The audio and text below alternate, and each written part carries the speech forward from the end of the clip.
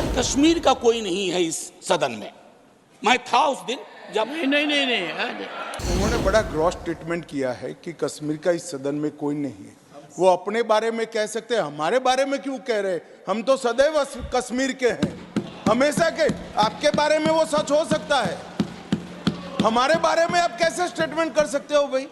हमारे देश को आजाद हुए 76 साल हो गए, लेकिन कई चीजों में हमको अभी आजादी नहीं मिली। जैसे कि सरकारी दफ्तरों में दुश्वारियां, परेशानियां, बदइंतजामियां। हमने आजादी की जंग इसलिए लड़ी थी ताकि हमारी आने वाली पीढ़ियों की जिंदगी आसान हो सके, ना कि इसलिए कि वो जगह जगह पर सरकारी दफ्तरों में धक्के खाएं, परेशानियों का सामना करना पड़े। शहीद आजम सरदार भगत सिंह जी के सपनों को साकार करने के लिए पंजाब सरकार ने फैसला किया है कि पंजाब के लोगों को अब सरकारी दफ्तरों के चक्कर नहीं लगाने पड़ेंगे, बल्कि सरकारी दफ्तर खुद चल के लोगों के घर पर आए। अब सरकारी दफ्तरों के चक्कर काटने की जरूरत नहीं, बस डायल करें 1076 और सरकारी सुविधाएं अपने घर पर ही पाएं। पंजाब की भगवंत मान सरकार आपके द्वार। इस देश का कश्मीर से लेकर कन्याकुमारी और द्वारका से लेकर नॉर्थ ईस्ट तक हर व्यक्ति का कश्मीर है और हर कश्मीरी का देश है। क्या बात कर रहे हैं आप? मैंने कहा था कि कश्मीर से इलेक्टेड कोई एमपी नहीं है, तो कहां से कहां ले गए? गृह मंत्री जी आज जिस प्रकार का भाषण दे रहे थे वो थोड़ा गरिमा विहीन था। सर, आज कश्मीर का कोई नहीं है इस सदन में। मैं था उस दिन जब नहीं, सॉरी, आई टेक ये नॉमिनेटेड मेंबर है। अन्य सदस्य सर, अपने एक सेकंड।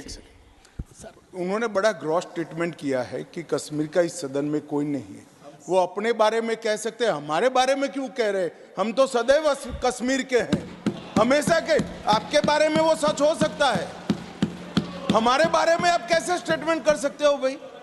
आप कह दो मैं कश्मीर का नहीं हूं, कश्मीर के लिए नहीं हूं, मगर मैं इस देश का कश्मीर से लेकर कन्याकुमारी और द्वारका से लेकर नॉर्थ ईस्ट तक हर व्यक्ति का कश्मीर है और हर कश्मीरी का देश है। क्या बात कर रहे हैं आप? माननीय सभापति महोदय, सदन की एक व्यवस्था के तहत मैंने ये बात कही थी। वो नॉमिनेटेड मेंबर है, मैं जानता हूँ। माननीय गृह मंत्री जी ने दूसरी बात कही है। सर, मैं समझ गया। सर, या तो मुझे बात कहने दी जाए। मैं ये कह रहा था कि जैसे मैं बिहार से चुन के आता हूँ, उस संदर्भ में मैंने ये बात कही थी। देश तो सबका है सर, तिरंगा यहाँ कहीं किसी से छोटा नहीं है सर।